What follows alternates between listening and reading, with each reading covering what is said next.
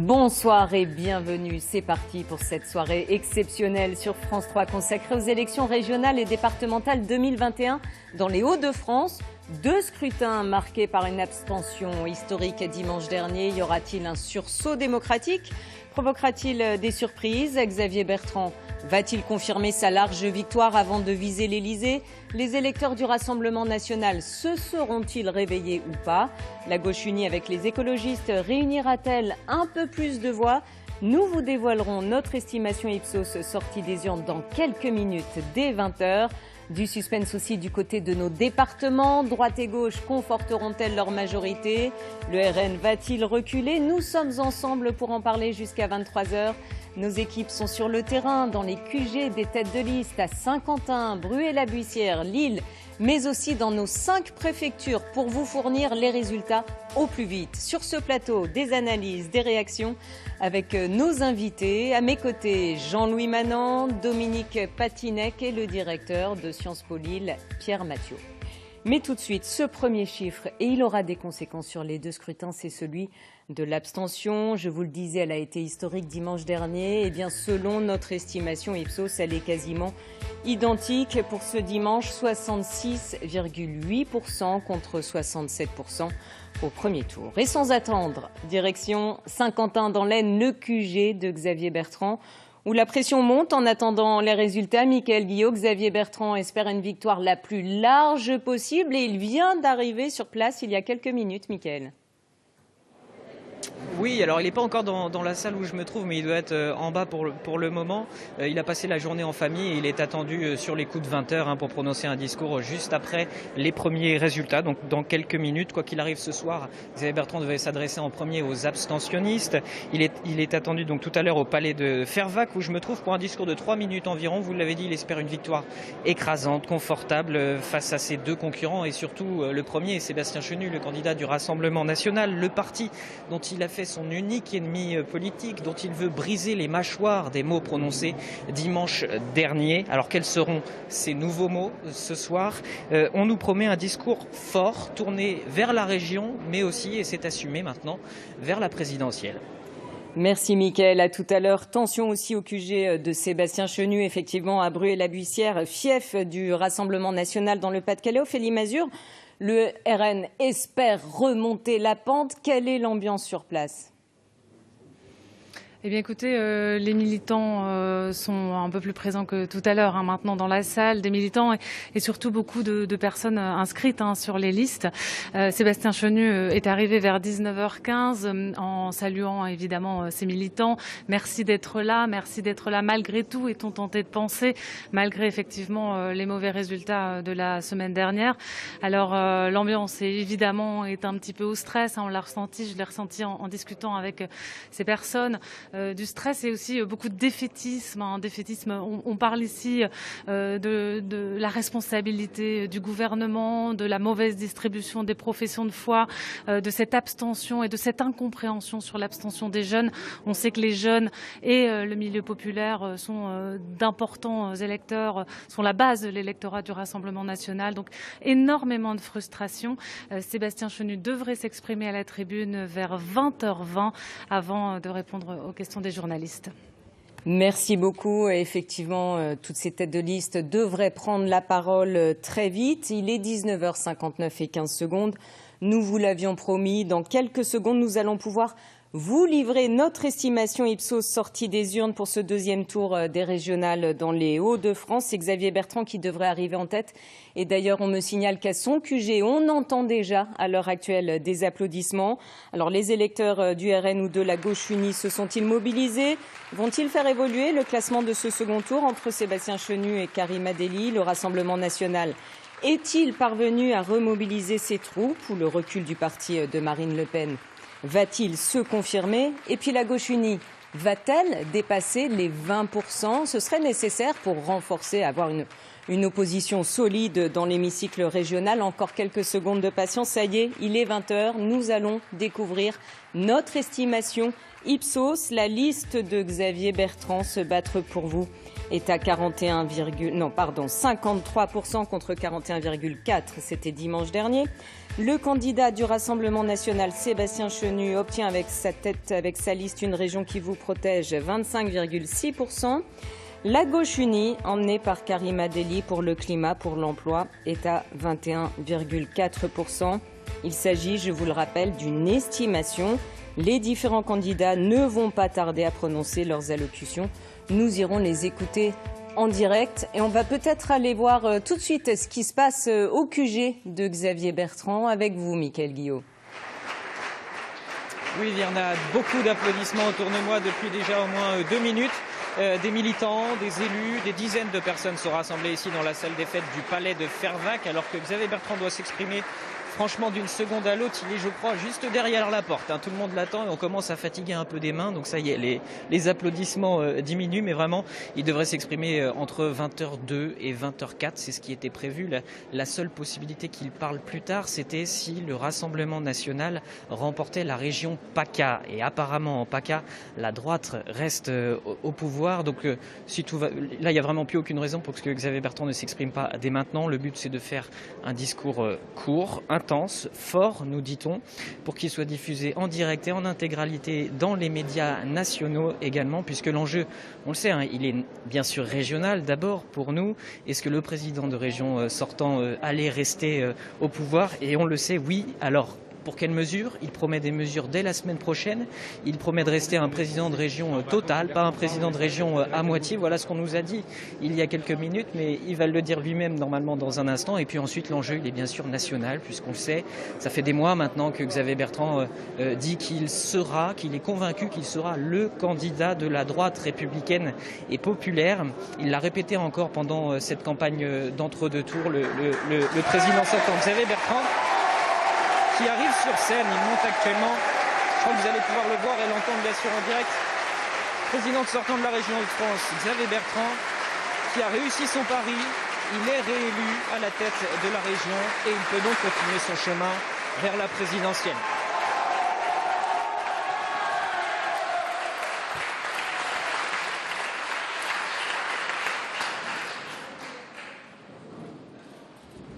Du fond du cœur, je veux vous dire merci.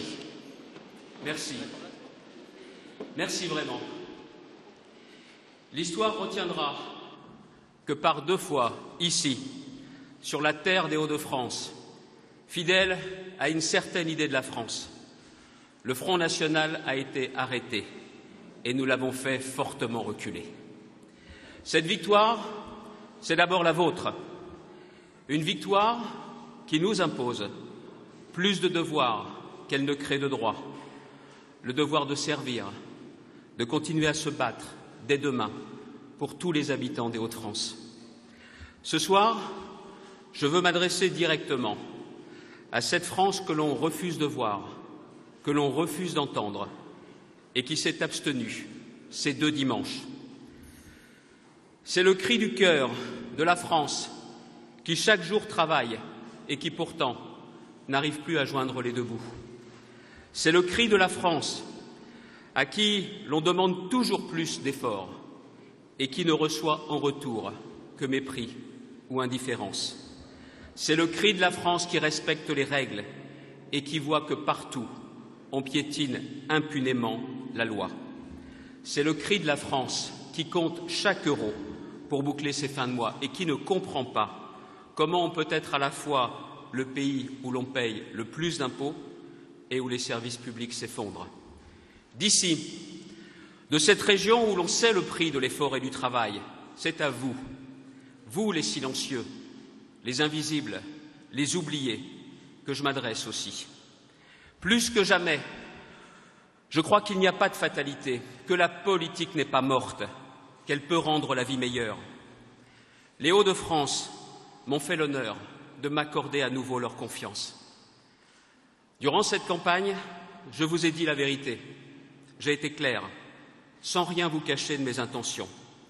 Ce résultat me donne la force d'aller à la rencontre de tous les Français. Pour redresser notre pays, il y a un préalable, le rétablissement de l'ordre et du respect. L'insécurité mine la République, la défigure, et ce sont les plus modestes, les premières victimes. Cette violence, elle s'exprime aussi, chez certains, par un mépris, voire une haine de la France. La France, je ne laisserai personne la calomnier, l'abaisser, la diviser. Mon objectif, c'est que le travail paye à nouveau, que l'on puisse en vivre dignement pour élever ses enfants. Ma priorité, ce sont les classes moyennes et les catégories populaires, ceux que l'on a applaudis lors du premier confinement, avant de les oublier à nouveau. Pour cela, tournons la page. Tournons la page et laissons respirer les Français. Laissons respirer les territoires. Bâtissons ensemble un nouveau projet de société pour mieux vivre partout. C'est cela, la République des territoires. Que vous ayez voté ou pas, je vous le dis ce soir, nous avons besoin de vous. Notre nation a besoin de vous, de chacun d'entre vous, de votre patriotisme, de votre volonté farouche de voir la France retrouver le premier rang. Par-delà la colère et les souffrances, il y a un chemin d'espoir. Il vient du cœur des territoires, depuis cette France fière, digne, courageuse, et qui va reprendre en main son destin. Ce chemin de l'espoir, il démarre maintenant, il démarre ici. Vive les Hauts-de-France, vive la République et vive la France.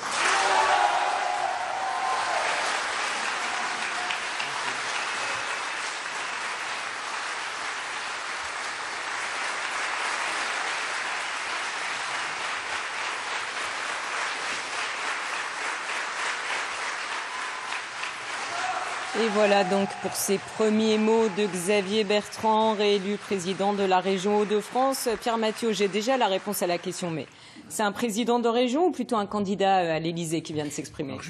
Il n'est pas réélu président, il faut qu'il soit élu par l'Assemblée vendredi. Oui, mais bon, a priori, c'est quand même bien engagé. Écoutez, bon, d'abord, on peut quand même dire que, évidemment, il fait un très bon score, une triangulaire, et il dépasse 50%. Dans le cadre d'une triangulaire, c'est pas si évident que ça. Donc, il est le seul candidat à vraiment améliorer son score entre le premier et le deuxième tour de à peu près 12 points, quand les deux autres candidats améliorent très très peu en réalité leur score. Donc ça, c'est une victoire pour lui. Pour le reste, par rapport au discours, j'ai pas trop entendu parler des Hauts-de-France, en fait. C'est-à-dire que c'était plutôt un discours de pré-positionnement par rapport à la présidentielle, parce que ce soir, ce qui est important pour Xavier Bertrand, au-delà de sa victoire indiscutable ici, c'est qu'il faut qu'il se positionne par rapport à deux autres outsiders à droite, qui sont également des présidents de région, Valérie Pécresse et Laurent Wauquiez. Donc voilà, c'est plutôt un discours, disons, qui ressemble à un discours de candidat à la présidentielle, plutôt qu'un discours de quelqu'un qui reprend la présidence de la région des Hauts-de-France. Voilà. Merci Pierre. Sébastien Huyghe, bonsoir. Bonsoir. Vous êtes numéro 3 sur la liste de Xavier Bertrand dans le Nord, président des Républicains du Nord et député. Votre action, tout d'abord, à chaud sur cette victoire et cette large victoire, selon notre estimation, dans votre camp. C'est une superbe victoire, à plus de 50%, comme vient de le dire Pierre Mathiot, dans une triangulaire. C'est vraiment une grande réussite. Ça veut dire que plus d'un électeur sur deux qui s'est déplacé, alors qu'il y avait 3 listes, a voté pour Xavier Bertrand. C'est un formidable satisfecit par rapport à l'action qui a été menée lors du mandat qui s'est écoulé, et puis avec des perspectives qui ont plu à nos concitoyens se battre pour eux au quotidien. Et donc ça a donné une campagne qui est montée en souffle pendant des semaines et des semaines. Et donc c'est vraiment avec beaucoup d'émotion finalement que l'ensemble de la liste remercie les électeurs des Hauts-de-France pour avoir porté si haut nos couleurs. On les remercie très sincèrement, et effectivement vendredi, Xavier Bertrand sera élu président à nouveau de la région Hauts-de-France. Moi, ce que j'observe, c'est qu'il s'est tout de suite exprimé pour parler à ceux qui n'étaient pas venus voter. Aux invisibles. Les invisibles, comme il le dit très souvent, ceux qui n'y croient plus. Et je pense que à partir d'aujourd'hui, à partir de ce soir, il sera très important d'aller vers nos concitoyens, ceux qui n'y croient plus, justement, pour leur redonner un espoir. D'abord par le Conseil régional, par la région des Hauts-de-France, mais aussi, si les Français le souhaitent, aller plus loin. Bruno Clavet, bonsoir. Bonsoir. Vous êtes candidat pour le Rassemblement national au régional et au départemental à Lens. Lens, où vous aviez été candidat lors des dernières municipales. Pour le Rassemblement national, ce soir, c'est la douche froide?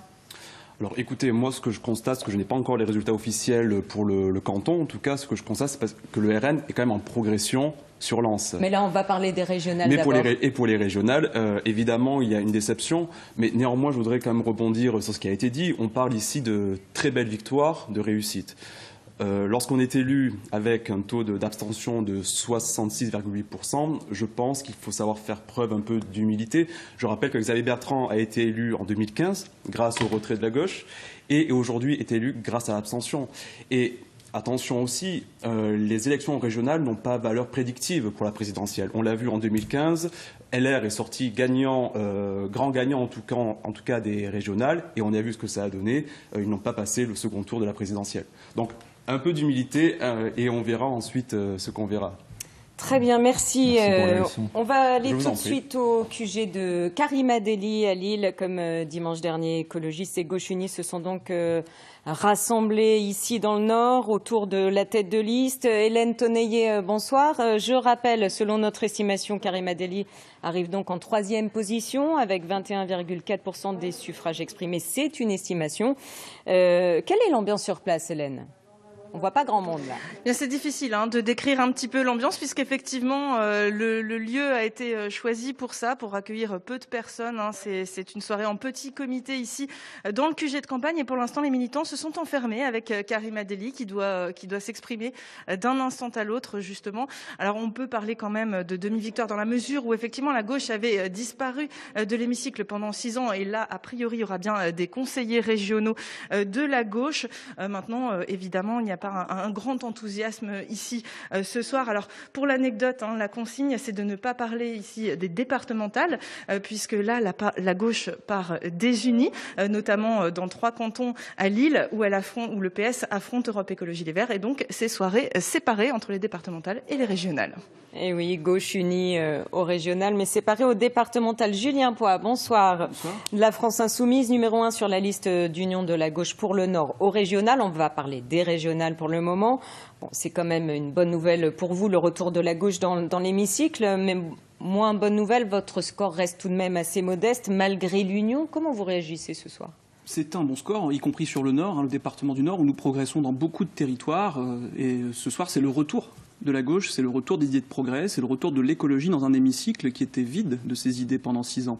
Alors moi, je remercie les électeurs qui ont eu le courage de venir et la volonté de faire ce choix clair pour l'écologie, pour la solidarité. Maintenant, je nous invite aussi à réfléchir.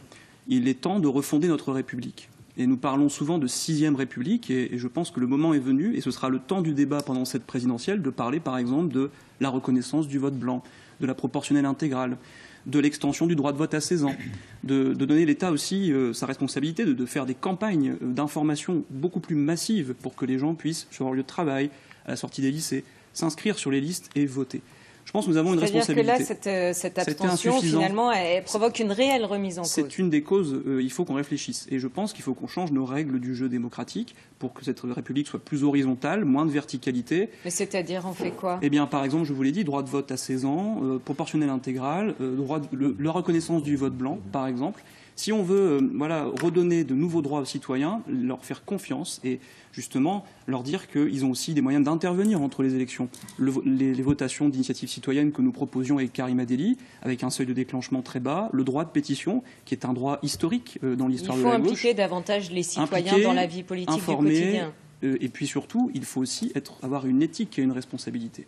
Et c'est ce que nous allons faire. Vous savez, moi je suis très fier d'avoir une liste sur laquelle on va avoir un ouvrier qui va rentrer là dans les élus, un ouvrier insoumis qui va rentrer au conseil régional. Ce n'était pas arrivé depuis 1999 et ça commence aussi par remettre des ouvriers, des employés, des classes populaires dans l'hémicycle. Et leur voix va de nouveau résonner et c'est une grande fierté qu'avec Karima Delli, avec la gauche réunie, avec les écologistes, on puisse redonner une parole à ces gens qui n'en avaient plus. Et on va travailler, maintenant on sera une opposition constructive, on a des dossiers à porter, je pense notamment au dossier du monde du travail. Je terminerai là-dessus. Monsieur Bertrand parle d'insécurité. Moi, je voudrais aussi qu'on parle d'insécurité professionnelle. Je pense ce soir aux gens de l'Estrême, l'usine Roquette. 200 salariés encore, vous en avez parlé dans votre journal la fois dernière, qui vont être sur le carreau. Je pense aux gens de Cargill, qu'on a été allé soutenir avec Karima Delli, avec nos députés Adrien Quatennens et Hugo Bernalicis, plusieurs fois, qui n'ont pas de réponse encore de la région. Nous devons être une région qui donne des réponses aux salariés, au monde du travail. Nous devons être une Après, région on qui sait va malheureusement les aider. la région a des leviers assez limités en la Par matière. exemple, ça passe par ne pas donner des chèques en blanc aux multinationales, comme le Rassemblement national et M. Bertrand ont fait avec l'usine de Douvrin, par exemple, où 80 millions d'euros ont été mis dans une usine qui va délocaliser des moteurs en Hongrie. Ça, c'est une chose qu'on ne peut pas faire. On va repartir tout de suite à Saint-Quentin, au siège de Xavier Bertrand, pour retrouver Christophe Coulon, candidat au régional, donc sur la liste de Xavier Bertrand, numéro 3 dans l'Aisne et actuellement vice-président du Conseil régional. Bonsoir Christophe Coulon.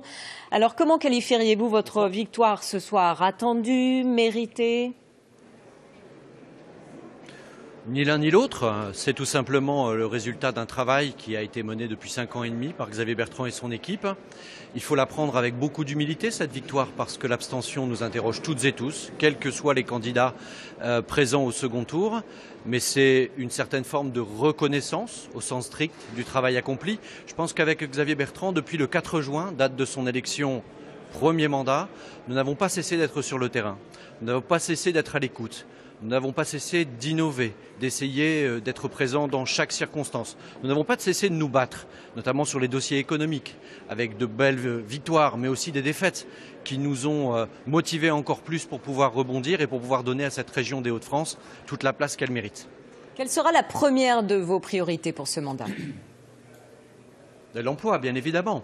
Même si le chômage a reculé, pas suffisamment, mais il a reculé de 3 points entre le moment de notre entrée en fonction et le moment où je vous parle, il est toujours beaucoup trop haut. Même si l'on a de belles satisfactions de voir que l'automobile de demain, c'est dans les Hauts-de-France qu'elle écrit son avenir, et demain Xavier Bertrand sera doué. Avant, il y sera dans une entreprise, avant de se rendre sur le site de Renault. Merci, mais on est mort de faim sur la question de l'emploi. Je vais vous interrompre puisqu'on va retrouver Karim Adeli pour son allocution. Ça se passe en direct de son QG à Lille. Pardonnez-moi Christophe Coulon, on revient vers vous. Bonsoir.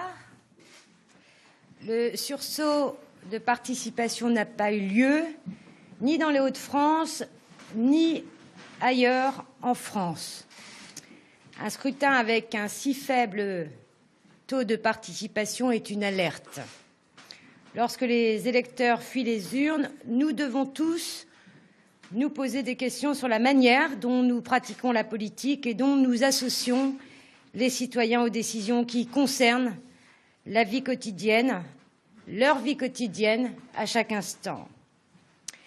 Alors, je suis fière d'avoir eu cette mission d'être à la tête d'une liste unique de grands rassemblements des écologistes et de toute la gauche. Nous avons su nous parler, nous avons su construire, nous avons su porter les mêmes valeurs avec un cap, des propositions concrètes pour améliorer la vie des gens, pour le climat et pour l'emploi. La grande nouvelle de ce soir, les écologistes et la gauche sont de retour au Conseil régional. Après 6 ans d'absence, et vous verrez, cela va faire la différence. Les électeurs ont décidé de reconduire Xavier Bertrand à la tête de la région. Il sera élu et tout de suite, je pense qu'il ne compte pas exercer cette fonction. Par ailleurs, je lui adresse mes salutations républicaines. Nous serons là, bien présents, et nous montrerons à quel point nous savons construire une opposition ferme et constructive à la tête notamment de ce Conseil régional. Les écologistes et toute la gauche, nous avons une très grande responsabilité dans la période qui s'ouvre. Nous voulons montrer à quel point cette alternative n'est que la première partie de cette mission accomplie. Oui, ce rassemblement nous oblige. Il faut prolonger cet esprit d'unité et initier une nouvelle dynamique. Nous parlerons d'une voix commune au nom de celles et ceux qui souhaitent que notre région prenne le chemin de la transition écologique et de la justice sociale. Nous serons aux côtés de la jeunesse qui a été si malmenée ces dernières années par le gouvernement et par la région. Oui, nous avons du travail. Et je veux dire à tous celles et ceux qui ont choisi le bulletin pour le climat et pour l'emploi qu'ils ont eu raison de nous faire confiance. Nous serons leur relais sur les territoires, avec les élus, avec les associations, avec l'ensemble des citoyens. Nous serons la voix de la génération climat, des femmes et des hommes qui sont épris et qui ont peur de perdre leur travail.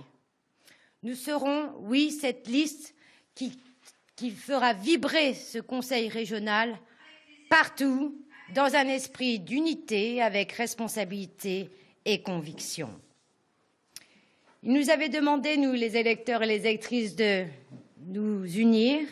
Nous l'avons fait. Alors, je le dis très clairement, les lendemains sont porteurs d'espérance. Nous, la force que nous créons ce soir, qui à terme changera les Hauts-de-France et qui changera la vie des gens. Nous sommes ici désormais pour lutter, mais pour durer, car je vous garantis que demain, nous allons gagner la tête de ce Conseil régional.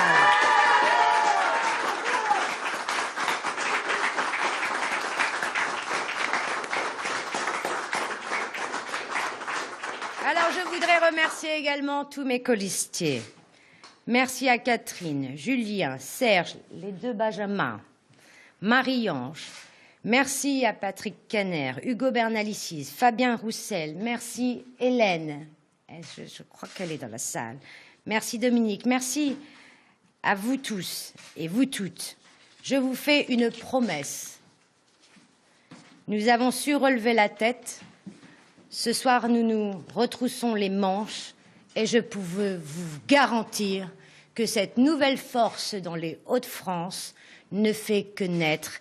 Nous allons faire en sorte que, justement, plus personne ne se servira de nous comme tremplin de quoi que ce soit. Notre mission...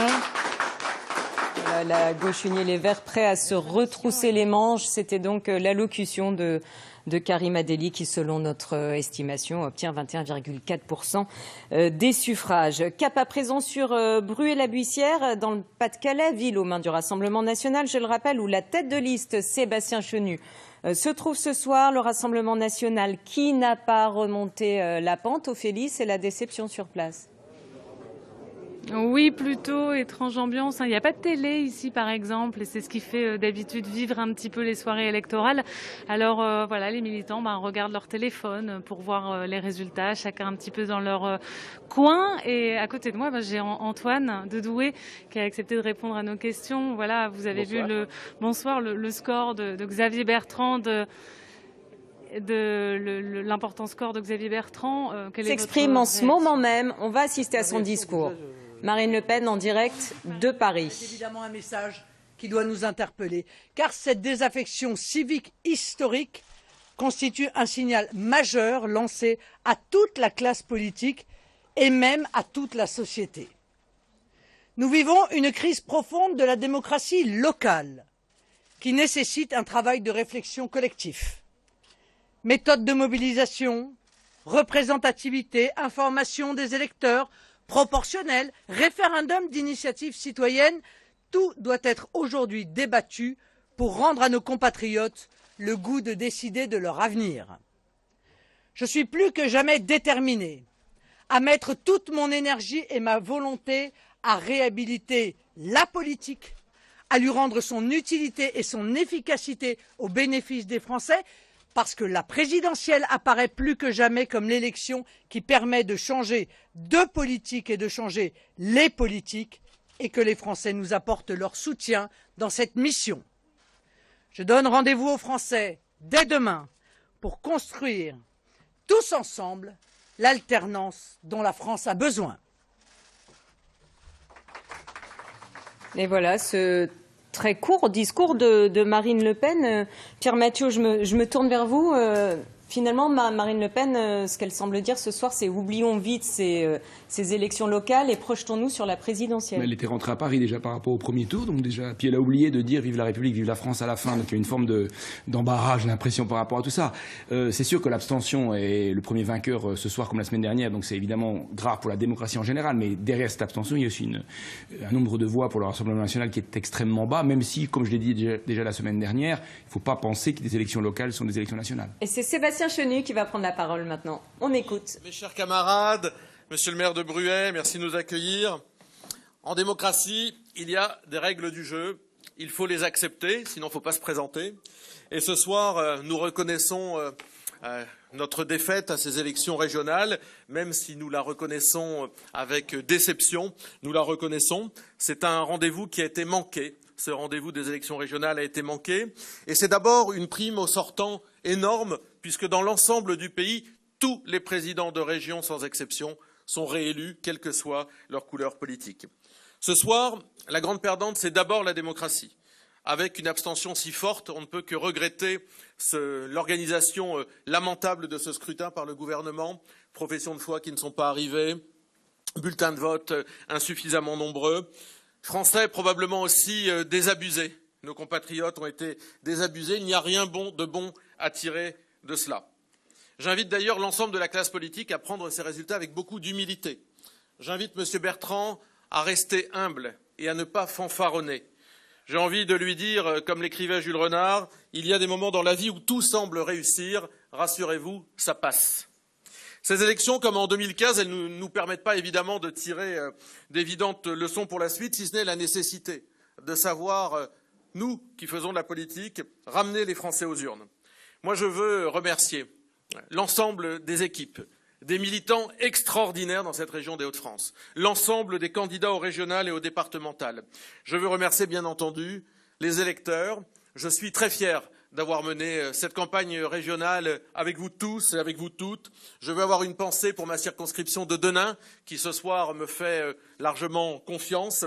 Et puis je veux vous dire que demain, à la tête d'un groupe régional qui sera combatif, qui sera déterminé, qui sera travailleur, eh bien, nous poursuivrons à développer la politique telle que nous la voyons. Notre offre politique qui est celle de protéger les Français, notre sécurité, notre identité, notre industrie. Oui, nous continuerons à travailler.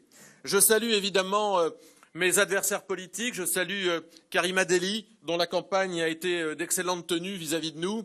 J'ai le regret des propos, d'avoir eu à déplorer les propos particulièrement violents de M. Bertrand. Ce manque de respect vis-à-vis des électeurs du Rassemblement national ne l'honore pas et le disqualifie probablement pour les grandes ambitions qu'il a pour lui-même. Dès demain, mes chers amis, mes chers camarades, le combat reprend. Dès demain, le travail reprend parce que tout simplement, les Hauts-de-France et la France ont besoin de nous. Vive les Hauts-de-France, vive la République et vive la France. Voilà, Sébastien Chenu, vous avez vu, Pierre Mathieu, lui, il l'a dit, hein, vive la République et vive la France. Marine Tondelier, bonsoir. Vous êtes numéro 2 sur la liste de l'Union de la gauche pour les régionales dans le Pas-de-Calais et conseillère municipale Europe Écologie Les Verts à Hénin-Beaumont. Sébastien Chenu vient de saluer votre tête de liste, Karima Delli. Qu'est-ce que ça vous fait ?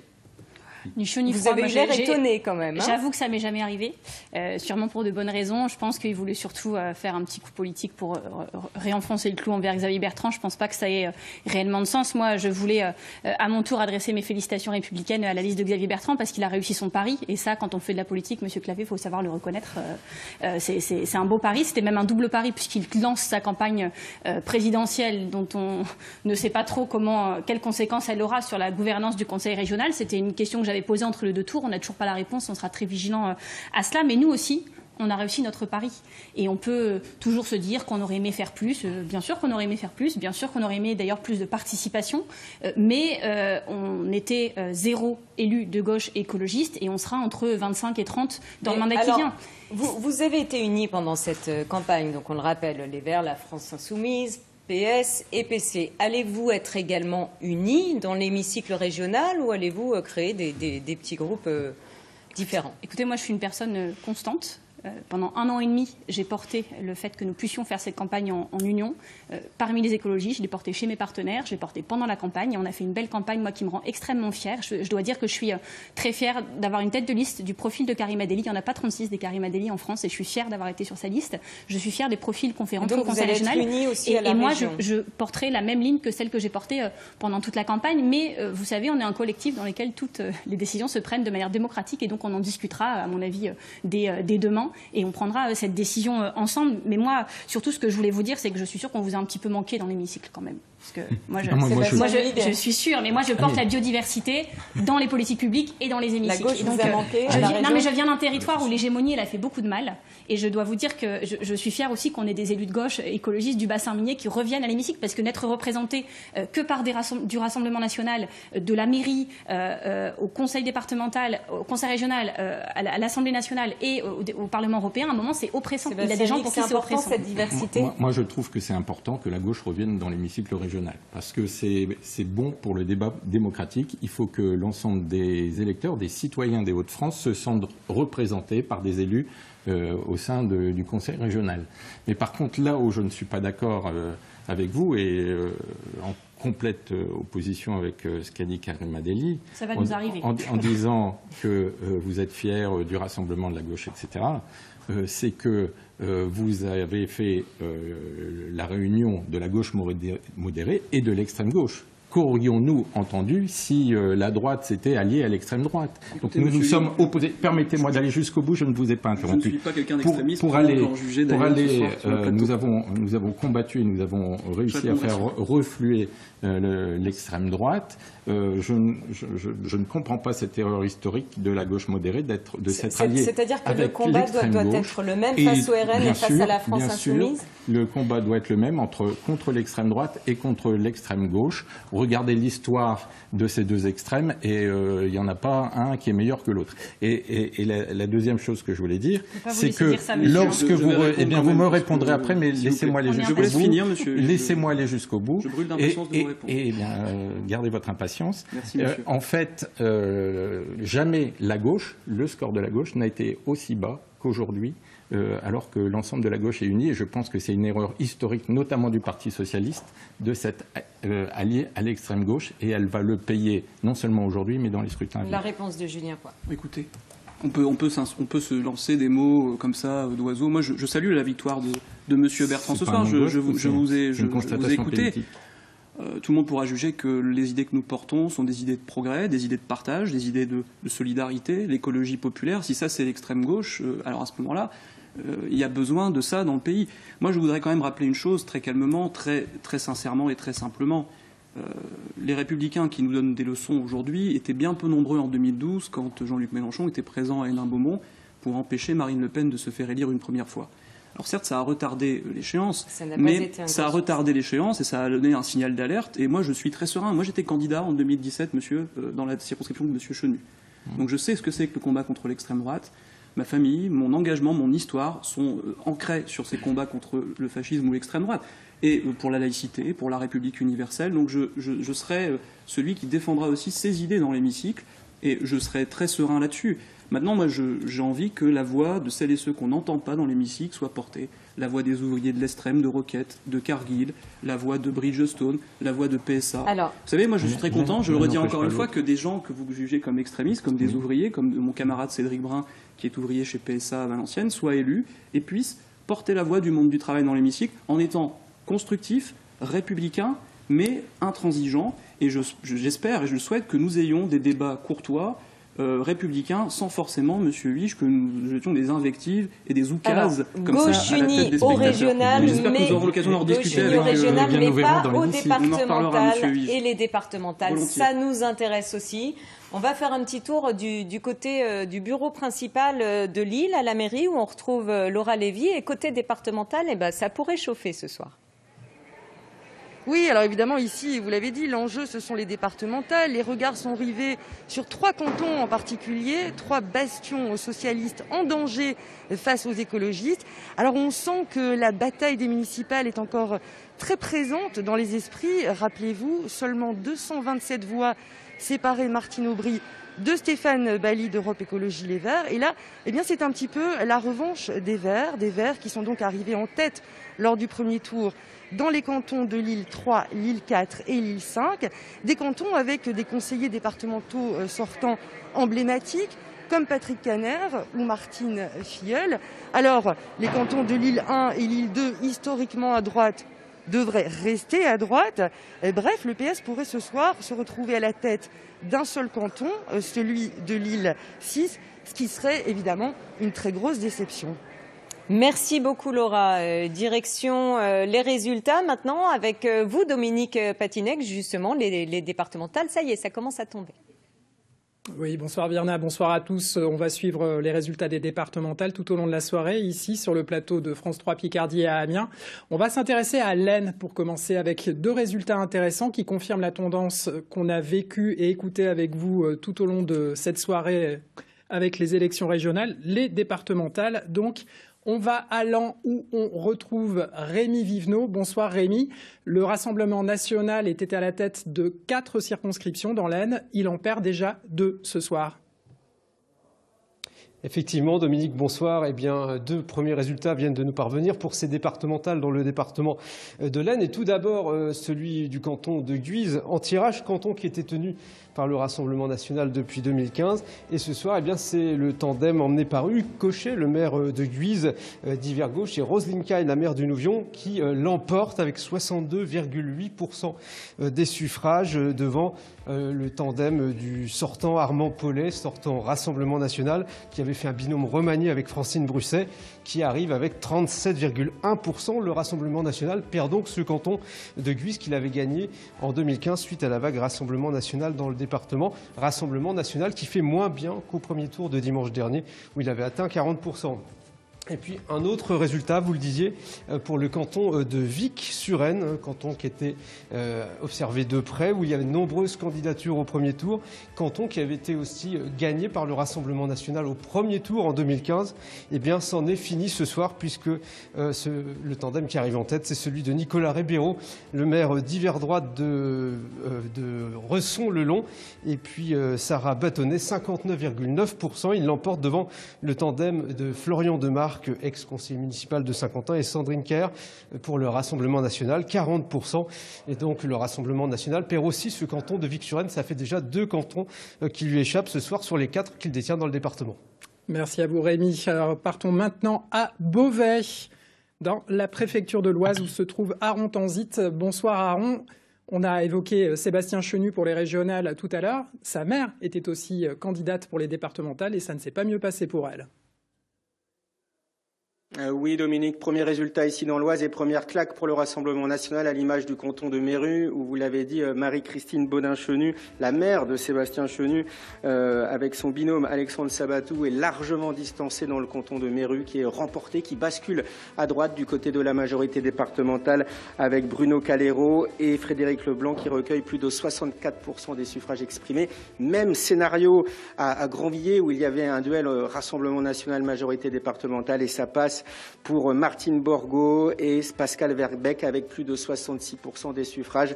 Le scénario, je vous le disais, est encore le même à Saint-Just-en-Chaussée avec un nouveau duel RN majorité départementale et une nouvelle victoire du côté de la majorité départementale avec plus de 74% des suffrages exprimés pour le tandem Nicole Cordier et France Desmest.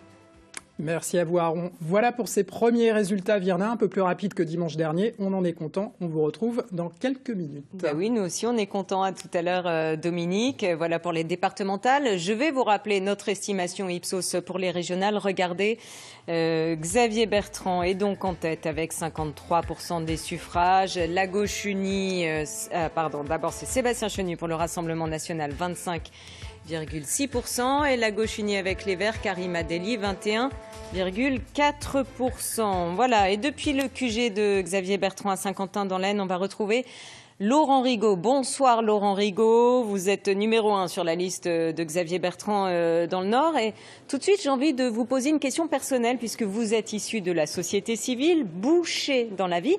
Comment vous avez vécu cette première immersion en tant que candidat dans une campagne politique qui n'a pas été facile ? Bonsoir mesdames. Oui, vous l'avez dit, je viens de la société civile avec des engagements pour l'intérêt général dans ma profession et pour les artisans et mes territoires. Mais effectivement, j'ai rejoint la politique, ou du moins les personnes qu'il y a autour de la table de la politique. Puisque moi je ne fais pas de politique, néanmoins je suis persuadé que l'on doit être autour de la table pour prendre les décisions avec les hommes politiques et les femmes politiques qui dirigeront la région des Hauts-de-France. Et alors, vous allez donc siéger à la région. Quelles seront pour vous, le défenseur des artisans, vous l'avez dit, vos priorités? Comme vous le dites, on va siéger à la région. Vous savez, quand on a fait 8 semaines de terrain, 8 semaines de campagne, matin, midi et soir, que nous disent les habitants des Hauts-de-France? Eh bien que la politique n'est pas morte, mais qu'il faut répondre aux besoins des gens qui y vivent. Et on y met les entreprises, on y met les gens qui vivent, on y met du lien social, on y met de la proximité, on met du service à la population. Voilà ce que les gens veulent. Donc à partir de demain, eh bien c'est ce qu'on va s'engager à faire, et assez rapidement on va pouvoir proposer des pistes de travail fortes pour le territoire. Et alors vous n'étiez encarté dans aucun parti quand Xavier Bertrand est venu vous chercher. Est-ce que la participation à cette campagne vous a aussi donné des convictions politiques? Moi, ma politique, c'est la politique, c'est mon parti, c'est les artisans, c'est les entreprises. Je me suis engagé d'abord pour mes collègues et d'abord pour ce que ça représente comme économie. Et donc, je vais continuer à le faire. Mais je suis persuadé que la politique est importante. On doit avoir des piliers de politique et autour, ou avec eux, on doit avoir des gens de la société civile qui passent des messages et qui ont aussi de grandes responsabilités. Si on le fait avec eux, vous allez voir la politique a de beaux jours devant elle. Bon, et vous passerez quand même un peu de temps encore dans votre boucherie? Oui, bien sûr, vous pouvez venir tous les samedis matins et tous les dimanches matins. C'est moi qui sers mes clients parce que c'est d'abord ça mon métier, c'est d'abord ça ma passion. Et ensuite, depuis 10 ans, dans l'intérêt général, je continuerai à faire ce que je fais avec une équipe. On n'est pas seul, aussi bien dans l'entreprise qu'au conseil régional. On a une grosse équipe. D'ailleurs, je suis fier de l'équipe qui a mené campagne sur le terrain et on fera pareil à partir de demain matin. Merci beaucoup, Laurent Rigaud. Une question pour vous, Monsieur Clavet. Tout à l'heure, Karima Delli, les électeurs ont fui les urnes. Mais c'est particulièrement vrai pour le Rassemblement national. Le RN est en recul ce soir.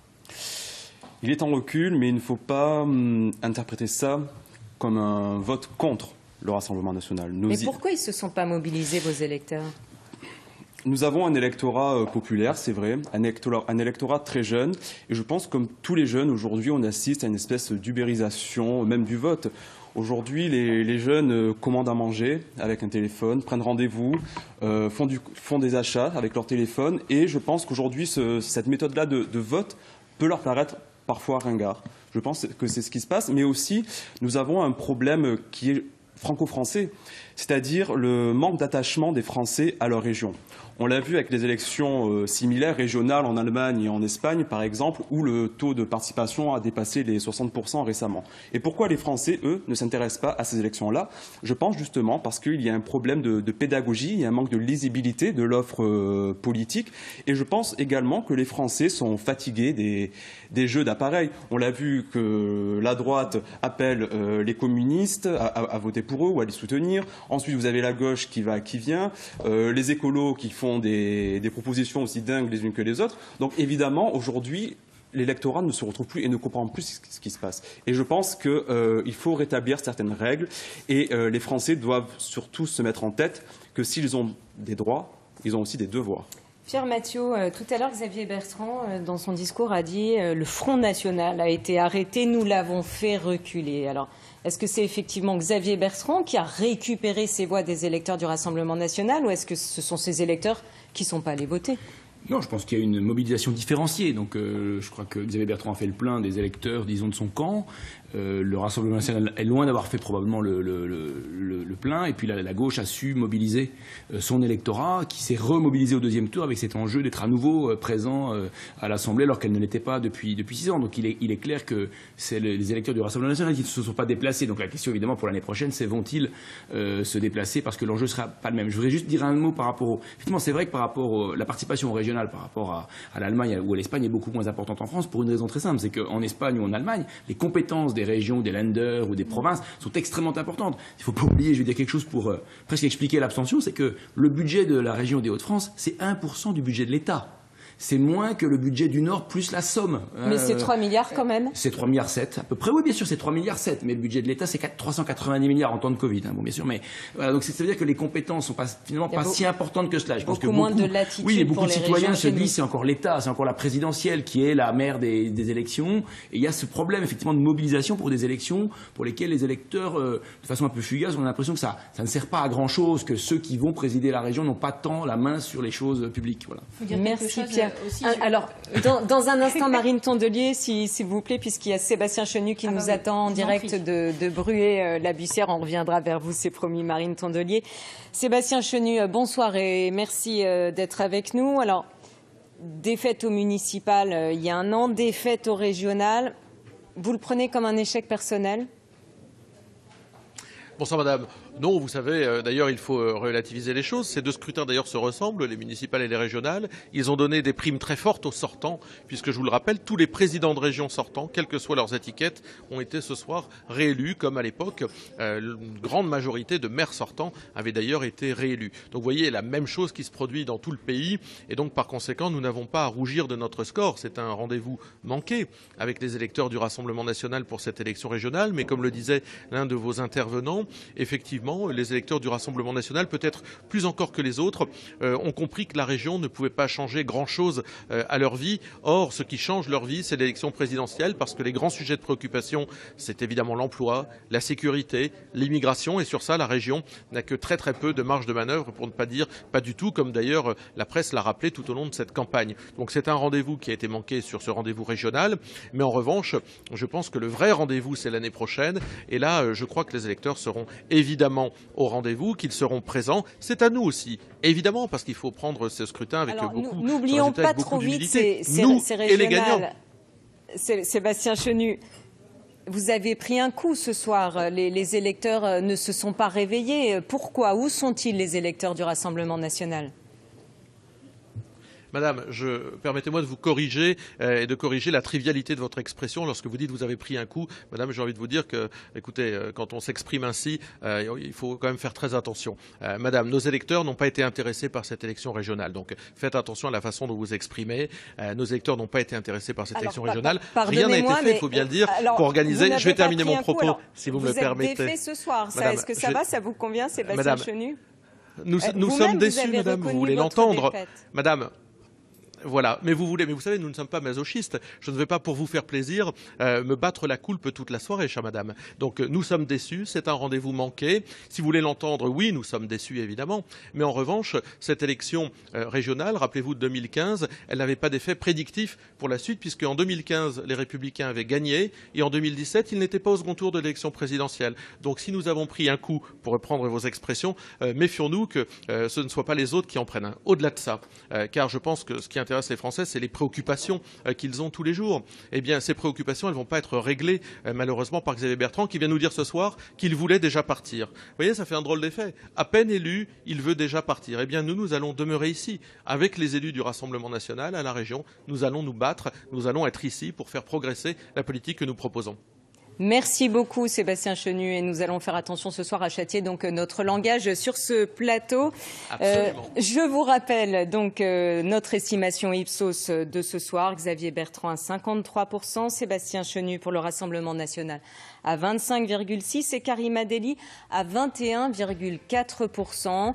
Donc une large victoire de Xavier Bertrand selon notre estimation. On va d'ailleurs réécouter les mots du président de la région. C'était tout à l'heure à Saint-Quentin durant son discours. L'histoire retiendra que par 2 fois, ici, sur la terre des Hauts-de-France, fidèle à une certaine idée de la France, le Front national a été arrêté et nous l'avons fait fortement reculer. D'ici, de cette région où l'on sait le prix de l'effort et du travail, c'est à vous, vous les silencieux, les invisibles, les oubliés, que je m'adresse aussi. Plus que jamais, je crois qu'il n'y a pas de fatalité, que la politique n'est pas morte, qu'elle peut rendre la vie meilleure. Les Hauts-de-France m'ont fait l'honneur de m'accorder à nouveau leur confiance. Durant cette campagne, je vous ai dit la vérité. J'ai été clair, sans rien vous cacher de mes intentions. Ce résultat me donne la force d'aller à la rencontre de tous les Français. Que vous ayez voté ou pas, je vous le dis ce soir, nous avons besoin de vous. Notre nation a besoin de vous, de chacun d'entre vous, de votre patriotisme, de votre volonté farouche de voir la France retrouver le premier rang. Par-delà la colère et les souffrances, il y a un chemin d'espoir. Il vient du cœur des territoires, depuis cette France fière, digne, courageuse, et qui va reprendre en main son destin. Ce chemin de l'espoir, il démarre maintenant. Il démarre ici. Vive les Hauts-de-France, vive la République et vive la France. Et voilà donc ces mots de Xavier Bertrand, cette victoire qui donne le coup d'envoi de sa campagne présidentielle. Et d'ailleurs, soulignons-le, le Xavier Bertrand sera à Renaudouet demain. Il y aura également Emmanuel Macron sur place. Tout de suite, on repart à Lille, au QG de la Gauche Unie et des Verts, chez la candidate Karima Delli. Hélène Tonneillet, bonsoir. Vous vous trouvez auprès d'une militante. Oui, tout à fait. Alors ici, évidemment, l'ambiance n'est pas vraiment à la fête, mais elle n'est pas non plus à la défaite, parce qu'on est content ici d'avoir réussi à unir cette gauche et qu'enfin elle puisse être présente dans l'Assemblée régionale. Et donc à côté de moi, j'ai une militante qui sera sans doute élue conseillère régionale d'après les scores et les estimations qu'on a. Alors comment vous vous sentez aujourd'hui ? Eh ben, vous avez bien résumé les choses. On est content finalement du score de ce soir parce que ça signifie une chose importante. La gauche va re-rentrer dans l'hémicycle régional, ce n'était pas arrivé maintenant depuis 6 ans. Et c'est quelque chose d'important dans une région paupérisée à ce point. C'est important de pouvoir porter justement une voix de gauche pour réussir à défendre notamment les habitants qui aujourd'hui, en tout cas dans les Hauts-de-France, un habitant sur 5 en dessous du seuil de pauvreté. Ça a été difficile à faire, cette union, c'est difficile de se mettre d'accord. Vous êtes de la France insoumise. Comment sont faites les discussions ? Est-ce que vous pensez que vous siégerez ensemble à l'Assemblée ? Alors pour ce qui se passera du coup dans une semaine lors de la première séance, à l'heure d'aujourd'hui, je ne peux rien vous dire. Pour ce qui est de la campagne, alors effectivement, faire une campagne à plusieurs voix, ce n'est pas facile. C'est bien plus facile de partir tout seul. Nous avons tenté l'expérience. C'est une campagne qui, malgré tout, a apporté des choses, puisque la dernière fois, nous n'avions même pas réussi à entrer dans l'hémicycle. Aujourd'hui, on fait rentrer en tout cas des élus combatifs. Moi, je suis très fière de bientôt pouvoir siéger, notamment avec des élus insoumis à mes côtés qui, sans aucun doute, seront comme nos élus à l'Assemblée nationale, des élus qui combattront sans relâche. Et je pense qu'aujourd'hui, la leçon qu'il faut retenir, c'est ça, c'est que bien sûr que l'union n'est pas parfaite et que ces mois de campagne n'ont pas toujours été très faciles. Mais en tout cas, à l'heure d'aujourd'hui, le résultat positif, c'est que la gauche va re-rentrer dans l'hémicycle. Alors, est-ce que ce soir, on fait la fête tous ensemble ? Bien sûr, il y a du coup une soirée qui va avoir lieu après, et du coup, les personnes de tous bords vont se réunir pour se réjouir, puisque nous avions en tout cas tous un même but et qui ce soir est atteint. Merci beaucoup. Merci beaucoup, Hélène. Marine Tondelier, vous souhaitiez réagir ? Oui, parce que j'ai entendu beaucoup d'arguments de mauvaise foi du Rassemblement national ce soir et ça me choque. Alors, il y a déjà un progrès, c'est qu'ils ont arrêté de disputer leurs électeurs comme ils avaient fait au premier tour en disant faut se bouger maintenant. Moi, ça m'avait beaucoup choqué comme langage. Vous avez parlé de la mère de M. Chenu qui était candidate au départemental. Sur la liste des régionales, il y a la mère de M. Briouat. En fait, ce parti, c'est vraiment les nôtres avant les autres. Et ça fatigue, y compris dans vos propres rangs. Parce que quand on fait une liste avec les conjoints, les amis et les parents, en fait, il y a aussi beaucoup de militants sincères du Rassemblement national qui ont pris leur distance parce qu'ils n'en pouvaient plus de ce petit système. Il vous arrive ce qui est arrivé à d'autres dans cette région, c'est que le repli stratégique sur vos bastions, à Hénin, vous faites de très bons scores ce soir et je vous le concède, mais votre bastion qui s'était élargi au départemental de 2015, il se rétrécit. Vous perdez des cantons dans le Pas-de-Calais, vous en perdez en Picardie. Il y a un truc qui ne fonctionne pas et je vous souhaite du bon courage avec ça. Et puis pour finir, parce qu'on a qualifié d'extrémiste mon collègue Julien Poix, et je ne peux pas laisser dire ça, notre campagne, elle a été exemplaire. Dans les tracts, dans les propos, dans les débats. Il n'y a eu aucun dérapage, qui n'a pas été le cas dans certains des tracts de soutien à Xavier Bertrand qui m'ont énormément choqué. Mais à un moment, les électeurs, ils ont choisi entre des programmes. Ils ont parfois considéré que la gauche, la droite, quelle différence, etc. Mais en fait, on a des exemples très concrets. Ce qui s'est passé avec la propagande électorale ce week-end, donc tout le monde se désole, c'était l'exemple de ce que peut donner la privatisation quand c'est mal fait. Et quand on débattait, moi j'ai fait le débat sur les transports France 3 en s'inquiétant de la libéralisation des transports dans la région et qu'on nous disait non mais vous êtes complotistes, vous voulez faire peur aux gens. Ce qui s'est passé avec la propagande électorale, c'est un avant-goût de ce qui se passe aussi quand on détricote le service public. Et du coup, moi je suis fière de siéger avec des insoumis, des communistes, des socialistes et des écologistes, avec beaucoup d'élus jeunes aussi. Vous allez vous en rendre compte, vous allez découvrir une nouvelle génération d'élus que moi je connais parfois depuis longtemps parce qu'on manifeste ensemble depuis nos études. Mais on aura la fougue peut-être et la détermination de la jeunesse, mais avec aussi beaucoup d'expérience parce que celles et ceux qui nous ont précédés sont déjà à nous conseiller, à nous aider. Et moi, j'ai vraiment confiance dans ce qu'on va pouvoir faire dans ce mandat et je vous remercie de nous avoir permis de le faire à toutes celles et ceux qui se sont déplacés. Et moi, je voudrais dire une petite chose, c'est que nous avons vocation à continuer le chemin qui a été entamé ici, dans cette élection. Eh bien, ça, on l'a bien compris, Julien Poix. Merci. Et je renvoie à l'image de Jean-Luc Mélenchon face au juge, quand il a été perquisitionné, et donc son attitude a été toute sauf républicaine, et je maintiens que... On va tout de suite partir. M. Mélenchon n'est pas caché sous la table, et je suis devant vous, et je suis... Il ne reprend pas les journalistes comme le fait M. Chénier encore il y a 2 minutes. Je ne parle pas de vous, je parle de la France insoumise comme formation politique. Mes valeurs sont républicaines, liberté, égalité, fraternité, ce sont mes fondamentaux. Et vous savez, c'est ce que je transmets à mes élèves tous les jours depuis 10 ans et personne ne s'en plaint. Mais votre parti est quand même à Dèvres, dans le Pas-de-Calais. Merci messieurs. On rejoint Brigitte Bourguignon, ministre déléguée chargée de l'autonomie. S'il vous plaît, bonsoir Madame Bourguignon. Merci d'être avec nous. Alors, vous étiez candidate aujourd'hui au départemental, donc dans votre canton, celui de Dèvres. Vous étiez en ballottage favorable face au Rassemblement national. Quel est votre score? Le connaissez-vous? Alors, je suis à peu près à 65%. Nous n'avons pas encore la totalité des résultats, ce qui augure un bon score sur ce canton, bien sûr, qui est une satisfaction aussi, puisque j'étais devant le Rassemblement national, qui est de manière assez récurrente toujours mon adversaire sur ce territoire, qui est le canton d'abord, mais qui est aussi cette circonscription que je connais bien. Et oui, puisqu'on le rappelle, vous venez également d'être réélu député du Pas-de-Calais lors d'une législative partielle. Bon, vous avez démissionné pour rester au gouvernement. Mais pourquoi avoir décidé de candidater en plus au départemental ? Alors, les concomitances d'élections ne sont pas de mon fait. Comme vous le savez, les législatives ont été reportées 3 fois. Or, elles devaient avoir lieu en septembre ou en novembre. Elles ont été reportées jusque le mois de mai, comme vous le savez. Donc, cette concomitance fait qu'on me pose cette question, qu'on ne pose d'ailleurs à aucun autre élu de ce territoire. Moi, ce que je vous dis ce soir, c'est que cette législative, malgré l'adversité, a été gagnée parce qu'il y a une logique de proximité qui a été revendiquée, non pas par moi, mais par les citoyens qui ont voté pour moi.